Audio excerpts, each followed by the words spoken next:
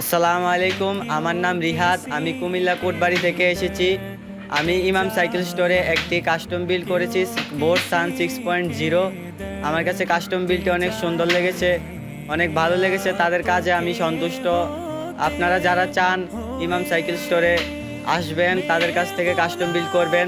বাংলাদেশের 64 জেলার যে কোনো প্রান্ত থেকে আপনারা আসবেন। চাইলে আসা যায় ঢাকা মিরপুর 14। তাদের এখান থেকে কাস্টম বিল্ড করে নিতে পারেন। তাদের কাজে আমি সন্তুষ্ট, তাদের কাজ অনেক দ্রুত হয়।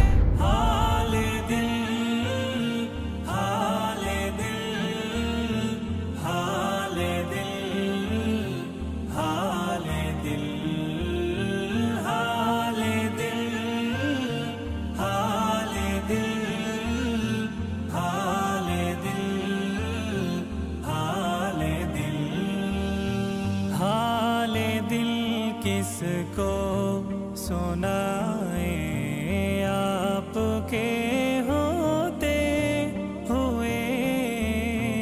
हाले दिल किसको सुनाए, आपके होते हुए।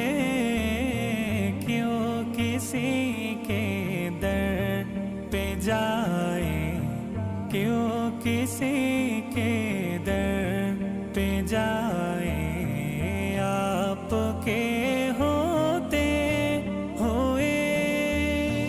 मैं गुलामे मुस्तफा हूँ, ये मेरी पहचान है।